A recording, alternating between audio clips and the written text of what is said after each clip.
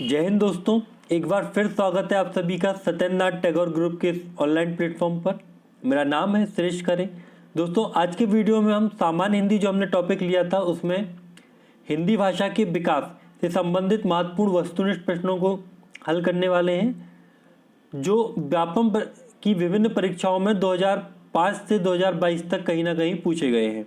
तो यदि आपने अभी तक हमारे चैनल को सब्सक्राइब नहीं किया है तो सब्सक्राइब बटन पर क्लिक कर हमारे चैनल को सब्सक्राइब करें ताकि आपको हमारे आने वाले वीडियोस की अपडेट मिलती रहे।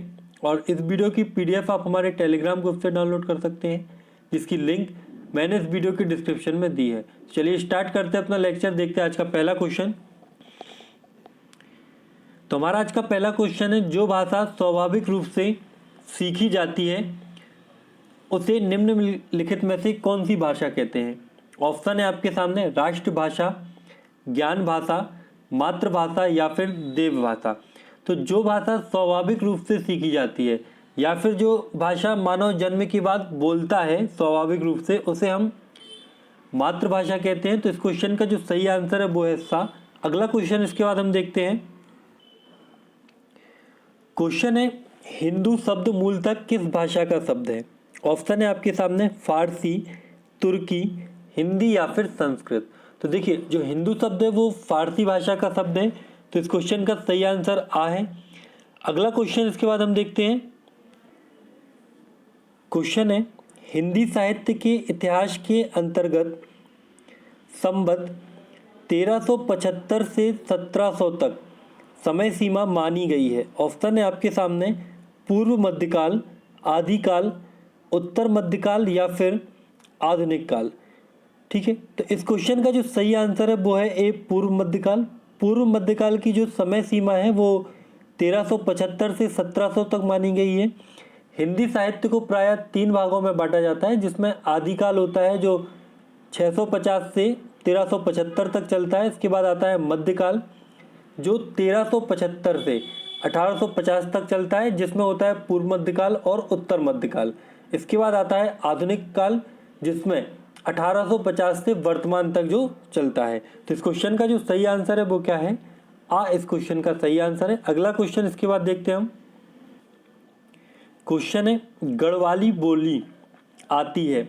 ऑप्शन है आपके सामने, हिमाचली हिंदी के अंतर्गत, पूर्वी हिंदी के अंतर्गत, पहाड़ी हिंदी के अंतर्गत या फिर पश्चिमी हिंदी के अंतर्गत।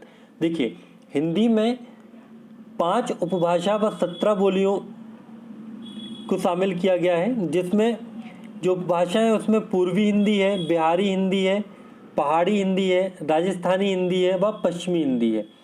तो पहाड़ी हिंदी जो उपभाषा है उसमें कुमाऊनी व गढ़वाली बोलियों को शामिल किया जाता है। तो इस क्वेश्चन का जो सही आंसर है वो है साफ पहाड़ी हिंदी।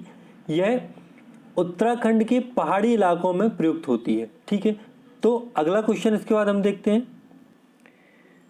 क्वेश्चन है, छत्तीसगढ़ी बोली जाती है।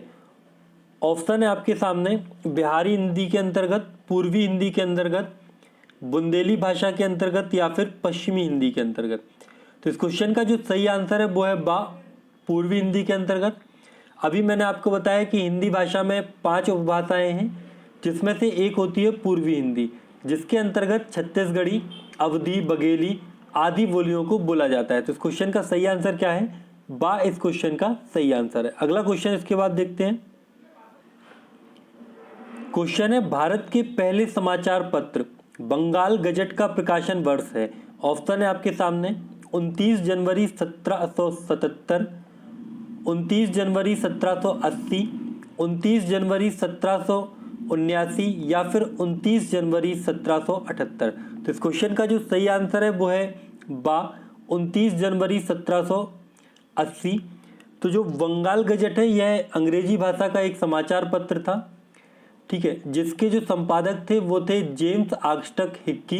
इन्होंने इसको संपादित किया था और ये कलकत्ता से संपादित हुआ था। तो इस क्वेश्चन का सही आंसर क्या है, बा इस क्वेश्चन का सही आंसर है। अगला क्वेश्चन इसके बाद देखते हैं हम।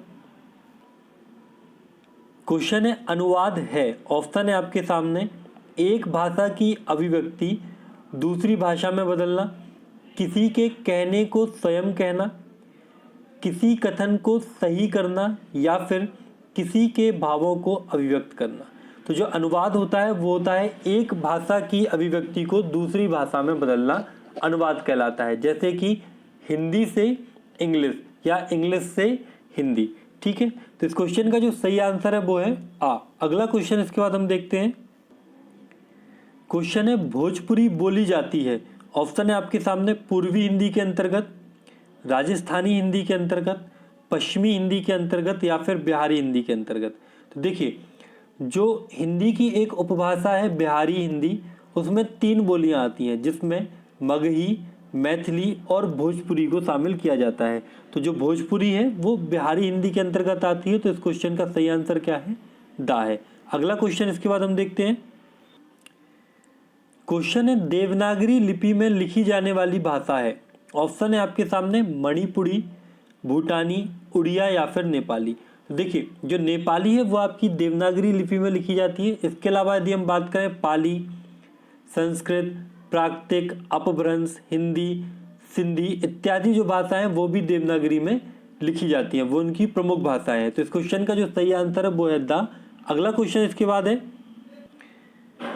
क्वेश्चन है राजपत्र में प्रकाशन होता है, ऑप्शन है आपके सामने विज्ञप्ति का, परिपत्र का, आदेश का या फिर अधिसूचना का। तो इस क्वेश्चन का जो सही आंसर है वो है दा, अधिसूचना का। जो राजपत्र होता है उसमें अधिसूचना का प्रकाशन होता है। अधिसूचना में सरकारी नियम, आदेश, चेतावनी, नियुक्ति, अवकाश से संबंधित सूचनाएं आदि को शामिल किया जाता है। अगला क्वेश्चन इसके बाद हम देखते हैं। क्वेश्चन है हिंदी भारत की राजभाषा के रूप में स्वीकृत है, ऑप्शन है आपके सामने भारतीय संविधान के अध्याय 19 अनुच्छेद 343 के तहत, भारत के संविधान के अध्याय 18 अनुच्छेद 343 के तहत, भारतीय संविधान के अध्याय 17 अनुच्छेद 351 के द्वारा या फिर भारतीय संविधान के अध्याय 17 अनुच्छेद 343 के तहत। तो इस क्वेश्चन का जो सही आंसर है वो है दा, भारतीय संविधान के अध्याय 17 अनुच्छेद 343 द्वारा। देखिए, 14 सितंबर 1949 को हिंदी को राजभाषा बनाने का फैसला संविधान द्वारा लिया गया। ठीक है, जिसके तहत संविधान के भाग 17 में आर्टिकल 343 से 351 तक हिंदी को राजभाषा के रूप में स्वीकृत किया गया। तो इस क्वेश्चन का जो सही आंसर है वो है दा। अगला क्वेश्चन इसके बाद हम देखते हैं। क्वेश्चन है हिंदी शब्द है, ऑप्शन है आपके सामने उर्दू भाषा का, अरबी भाषा का, अवधी बोली का या फिर फारसी बोली का। यह भी क्वेश्चन रिपीट हो गया है। तो इस क्वेश्चन का सही आंसर क्या था? दा इस क्वेश्चन का सही आंसर था। अगला क्वेश्चन इसके बाद देखते हैं हम। क्वेश्चन है भारत में निर्मित हिंदी भाषा की पहली रंगीन फिल्म थी, ऑप्शन है आपके सामने अछूत कन्या, राजा हरिश्चंद्र, आलम आरा या फिर किसान कन्या। तो इस क्वेश्चन का जो सही आंसर है वो है डी, किसान कन्या। किसान कन्या के जो डायरेक्टर थे वो थे मौनी वी गिदवानी। इनके द्वारा 1937 में स्वदेशी रंगीन फिल्म बनाई गई थी। तो इस क्वेश्चन का सही आंसर क्या है? किसान कन्या है। अब यदि हम बात करें राजा हरिश्चंद्र की, तो यह क्या थी? प्रथम मूक फिल्म थी जो 1913 में बनाई गई थी। इसके अलावा प्रथम सावक फिल्म की यदि हम बात करें तो यह आलम आरा थी। ठीक है, चलिए इसके बाद अगला क्वेश्चन हम देखते हैं। क्वेश्चन है इतिहास में वर्णित काल है, ऑप्शन है आपके सामने प्रागैतिहासिक, प्राचीन या फिर ऐतिहासिक। ठीक है, तो जो इतिहास में वर्णित काल है जिसका केवल वर्णन मिलता है वो है प्रागैतिहासिक काल।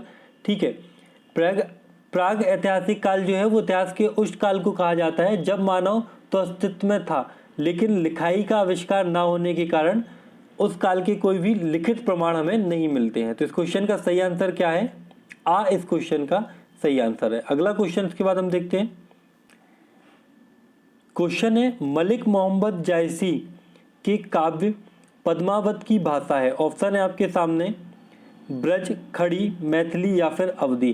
तो देखिए, जो पद्मावत है वो एक महाकाव्य है जो अवधी भाषा में लिखा गया था। इसमें राजा रतन सिंह व महारानी पद्मिनी का वर्णन मिलता है। तो इस क्वेश्चन का सही आंसर क्या है? दा इस क्वेश्चन का सही आंसर है। अगला क्वेश्चन इसके बाद है। क्वेश्चन है ब्रज बोली आती है, ऑप्शन है आपके सामने पूर्वी हिंदी के अंतर्गत, बिहारी हिंदी के अंतर्गत, राजस्थानी हिंदी के अंतर्गत या फिर पश्चिमी हिंदी के अंतर्गत। तो जो ब्रज बोली है वो आपकी पश्चिमी हिंदी के अंतर्गत आती है, तो इस क्वेश्चन का सही आंसर क्या है? दा है। इसके अलावा खड़ी बोली हो गया, ब्रज भाषा हो गया, हरियाणवी हो गया, कन्नौजी हो गया, बुंदेली, ये आदि भी पश्चिमी हिंदी के अंतर्गत आती हैं। तो इस क्वेश्चन का सही आंसर क्या था? दा इस क्वेश्चन का सही आंसर था। अगला क्वेश्चन इसके बाद हम देखते हैं। क्वेश्चन 14 सितंबर 1949 में भारत की संविधान सभा द्वारा हिंदी को मान्यता दी गई। ऑप्शन है आपके सामने, विभाषा के रूप में, मानक भाषा के रूप में, राष्ट्रभाषा के रूप में या फिर राजभाषा के रूप में। तो 14 सितंबर 1949 को हिंदी को राजभाषा का दर्जा मिला, इसलिए हम 14 सितंबर को हिंदी दिवस के रूप में भी मनाते हैं। तो इस क्वेश्चन का जो सही आंसर है वो है दा। अगला क्वेश्चन इसके बाद हम देखते हैं। क्वेश्चन है हरियाणवी बोली आती है। ऑप्शन है आपके सामने, पूर्वी हिंदी के अंतर्गत, बिहारी हिंदी के अंतर्गत, राजस्थानी हिंदी या फिर पश्चिमी हिंदी। तो अभी मैंने आपको बताया कि पश्चिमी हिंदी के अंतर्गत हरियाणवी को भी शामिल किया जाता है। इसे बांगरू नाम से भी जाना जाता है। इसका एक अन्य नाम भी है, क्या है? बांगरू, इसका एक अन्य नाम है। तो इस क्वेश्चन का सही आंसर क्या है? दा इस क्वेश्चन का सही आंसर है। अगला क्वेश्चन इसके बाद क्वेश्चन है विश्व में सर्वाधिक बोली जाने वाली भाषाओं में हिंदी का स्थान है। ऑप्शन है आपके सामने, चौथा, दूसरा, तीसरा या फिर पांचवा। ये क्वेश्चन तो सभी से बनना चाहिए क्योंकि ये मैं पहले भी करवा चुका हूँ। तो इस क्वेश्चन का जो सही आंसर है वो है तीसरा। पहले स्थान पर चीनी भाषा जो मांड्रिन है वो बोली जाती है, इसके बाद अंग्रेजी बोली जाती है, फिर बोली जाती है हमारी हिंदी। ठीक है, तो इस क्वेश्चन का सही आंसर क्या है? इस क्वेश्चन का सही आंसर है। अगला क्वेश्चन इसके बाद हम देखते हैं। क्वेश्चन है आपका कि जयपुरी बोली जाती है। ऑप्शन है आपके सामने, पूर्वी हिंदी के अंतर्गत, बिहारी हिंदी के अंतर्गत, राजस्थानी हिंदी के अंतर्गत या फिर पश्चिमी हिंदी के अंतर्गत। तो जो जयपुरी है वो आपकी राजस्थानी हिंदी के अंतर्गत बोली जाती है। तो इस क्वेश्चन का सही आंसर क्या है? इस क्वेश्चन का सही आंसर है। अगला क्वेश्चन इसके बाद हम देखते हैं। क्वेश्चन है 10वें विश्व हिंदी सम्मेलन की स्थानीय आयोजक था। ऑप्शन है आपके सामने, उत्तर प्रदेश राज्य सरकार, दिल्ली प्रदेश राज्य सरकार, मध्य प्रदेश राज्य सरकार या फिर राजस्थान सरकार। तो इस क्वेश्चन का सही आंसर है मध्य प्रदेश राज्य सरकार।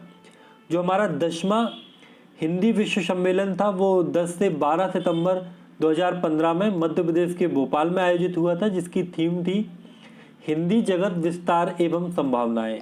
तो इस क्वेश्चन का सही आंसर क्या है? इस क्वेश्चन का सही आंसर। अगला क्वेश्चन इसके बाद देखते हैं हम। क्वेश्चन है मगही बोली जाती है। ऑप्शन है आपके सामने, पूर्वी हिंदी के अंतर्गत, बिहारी हिंदी के अंतर्गत, राजस्थानी हिंदी के अंतर्गत या फिर पश्चिमी हिंदी के अंतर्गत। तो अभी मैंने आपको बताया कि बिहारी हिंदी में 3 भाषाएं बोलियां आती हैं, जिसमें मगही, मैथिली और भोजपुरी को शामिल किया जाता है। तो इस क्वेश्चन का जो सही आंसर है वो क्या है? बा है। अगला क्वेश्चन इसके बाद हम देखते हैं। क्वेश्चन है राष्ट्रभाषा प्रतिनिधित्व करती है केवल राज्य का, संपूर्ण मानव का, संपूर्ण राष्ट्र का या फिर संपूर्ण राष्ट्र का प्रतिनिधित्व नहीं करती है। तो जो राष्ट्रभाषा है वो संपूर्ण राष्ट्र का प्रतिनिधित्व करती है। तो इस क्वेश्चन का सही आंसर क्या है? इस क्वेश्चन का सही आंसर है। अगला क्वेश्चन इसके बाद देखते हैं। क्वेश्चन है आपके सामने, औचट को खड़ी बोली में क्या बोलते हैं? देखिए, औचट एक बघेली शब्द है। इसको खड़ी बोली में हम क्या बोलते हैं? अब आवश्यकता से ज़्यादा। तो इस क्वेश्चन का जो सही आंसर है वो है दा, आवश्यकता से ज़्यादा। इसके बाद अगला क्वेश्चन है सही विकल्प चुनिए। ऑप्शन है, क्वेश्चन क्या है कि भाषा अस्थायी होती है। तो जो मौखिक भाषा होती है वो अस्थायी होती है। तो इस क्वेश्चन का सही आंसर क्या है? इस क्वेश्चन का सही आंसर है। अगला क्वेश्चन इसके बाद हम देखते हैं। क्वेश्चन है विभाषा एक प्रांत में प्रचलित होती है। ऑप्शन है आपके सामने, महाप्रांत, उपप्रांत, लघु प्रांत या फिर विशाल प्रांत। तो जो विभाषा है वो आपकी उपप्रांत में प्रचलित होती है। इसमें कई आपको साहित्यिक रचनाएं मिल सकती हैं और इसकी कई बोलियां भी होती हैं। तो इस क्वेश्चन का सही आंसर बा है। अगला क्वेश्चन इसके बाद हम देखते हैं। क्वेश्चन है भारत की राजभाषा नहीं है। ऑप्शन है आपके सामने मिजो, हिंदी, कोंकणी या फिर कन्नड़। तो देखिए भारतीय संविधान की 8वीं अनुसूची में कुल 22 भाषाओं को शामिल किया गया है, जिसमें मिजो भाषा को शामिल नहीं किया गया है, तो यह भारत की राजभाषा नहीं है। तो इस क्वेश्चन का सही आंसर क्या है? आ इस क्वेश्चन का सही आंसर है। इसके अलावा असमिया हो गई, बंगला हो गई, गुजराती हो गई, हिंदी, कन्नड़, कश्मीरी, मराठी, उर्दू, पंजाबी, संस्कृत, तमिल, तेलुगु, मलयालम, उड़िया, सिंधी, कोंकणी, मणिपुरी, नेपाली, बोडो, डोंगरी और मैथिली और संथाली, जो भाषाएं हैं इनको हमने 22 भाषाओं में शामिल किया है, जबकि मिजो 22 भाषाओं के अंतर्गत नहीं आती है। तो अगला क्वेश्चन इसके बाद हम देखते हैं। क्वेश्चन है बिहारी हिंदी की बोलियां हैं। ऑप्शन है आपके सामने मारवाड़ी, मैथिली, भोजपुरी, मगही, मैथिली, भोजपुरी, मगही, मेवाती, भोजपुरी या फिर बांगरू, मैथिली, भोजपुरी। ये क्वेश्चन तो आपसे आसानी से बन जाना चाहिए, क्योंकि मैं आपको 3 बार बता चुका हूँ पिछले क्वेश्चनों में कि जो मगही, मैथिली और भोजपुरी होती हैं वो बिहारी हिंदी की भाषाएं हैं। तो इस क्वेश्चन का सही आंसर क्या है? बा इस क्वेश्चन का सही आंसर है। अगला क्वेश्चन इसके बाद हम देखते हैं। क्वेश्चन है आईना को खड़ी बोली में क्या कहा जाता है? ऑप्शन है आपके सामने शीशा, शीशा या दर्पण, आए नहीं या फिर हे भगवान। तो इस क्वेश्चन का जो सही आंसर है वो है बा, शीशा या दर्पण। खड़ी बोली में आईने को क्या बोला जाता है? शीशा या दर्पण कहा जाता है। तो इस क्वेश्चन का सही आंसर क्या है? बा इस क्वेश्चन का सही आंसर है। अगला क्वेश्चन इसके बाद है। क्वेश्चन है राजभाषा उस भाषा को कहते हैं जिस भाषा के द्वारा किसी राज्य के प्रशासनिक कार्यों को संपन्न किया जाता है, किसी देश के विद्यालयों के प्रशासनिक कार्यों को संपन्न किया जाता है, किसी देश में व्यापार किया जाता है या फिर किसी देश की जनता द्वारा अपना विचार विनिमय किया जाता है। तो देखिए जो राजभाषा होती है वो किसी राज्य के प्रशासनिक कार्यों की भाषा होती है। जैसे भारत की जो राजभाषा है वो हिंदी है, वह सह राजभाषा की यदि हम बात करें तो वो अंग्रेजी है। तो इस क्वेश्चन का सही आंसर क्या है? आ इस क्वेश्चन का सही आंसर है। अगला क्वेश्चन इसके बाद। क्वेश्चन है वह कौन सी भाषा है जिसे संघ अथवा कोई राज्य अथवा सरकार विधि द्वारा अपने सरकारी कामकाज में प्रयोग के लिए स्वीकार करता है? ऑप्शन है आपके सामने उपभाषा, राष्ट्रभाषा, संपर्क भाषा या फिर राजभाषा। तो इस क्वेश्चन का सही आंसर है द राजभाषा। राजभाषा को सरकारी कामकाज की भाषा भी कहा जाता है। अगला क्वेश्चन इसके बाद। क्वेश्चन है मैं स्थानीय भेदों के आधार पर कई बोलियां प्रचलित रहती हैं। ऑप्शन है आपके सामने बोली, विभाषा, राष्ट्रभाषा या फिर राजभाषा। तो विभाषा में स्थानीय भेदों के आधार पर कई बोलियां प्रचलित रहती हैं। तो इस क्वेश्चन का सही आंसर क्या है? बा इस क्वेश्चन का सही आंसर है। अगला क्वेश्चन इसके बाद। क्वेश्चन है भाषा एक व्यवस्था है जिसके अपने खालिस्तान होते हैं। खालिस्तान में आपको सही ऑप्शन को भरना है। ऑप्शन है भाषा, भाषी, नियम, गणित या फिर व्याकरण।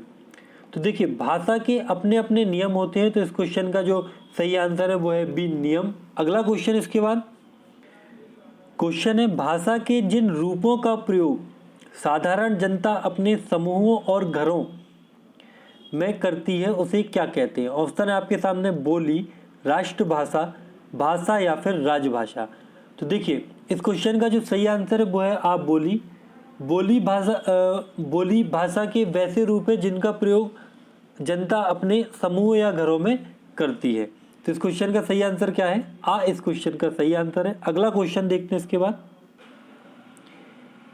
क्वेश्चन है उत्तरण को खड़ी बोली में क्या कहा जाता है? पहना हुआ या पहनकर, फेंका गया जूठन ब्रश या फिर किसी की नज़र उतारना, जमीन पर उतारना या फिर तारने वाला। तो उत्तरण होता है किसी के द्वारा पहना हुआ या फिर फेंका हुआ जूठन ब्रश। तो इस क्वेश्चन का सही आंसर क्या है?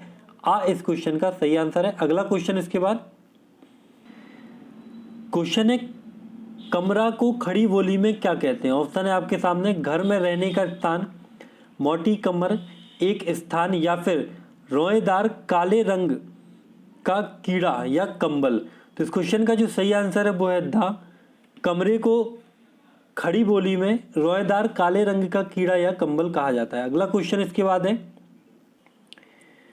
उदाहरण और उद्धरण का अर्थ है वाक्य और कथन, मिसाल और वाक्य का वैसा ही कथन, मिसाल और उद्धार करने वाला, या मिसाल और कथन। तो उदाहरण और उद्धरण का अर्थ होता है मिसाल और वाक्य का वैसा ही कथन। तो इस क्वेश्चन का जो सही आंसर है वो है बा। अब आज के वीडियो का अंतिम क्वेश्चन देखते हैं हम। भारतीय संविधान द्वारा भाषाओं को मान्यता प्रदान की गई है। ऑप्शन है आपके सामने 22, 23, 18 या फिर 25। तो इस क्वेश्चन का सही आंसर है आ 22 भाषाओं को। भारतीय संविधान के 8वीं अनुसूची में 22 भाषाओं को मान्यता प्रदान की गई है। तो सही आंसर क्या है आ। तो आज के वीडियो में इतना ही। यदि आपको वीडियो अच्छा लगता है तो वीडियो को लाइक और शेयर जरूर करें। कल मिलते हैं एक नए वीडियो के साथ। जब तक के लिए जय हिंद, जय भारत।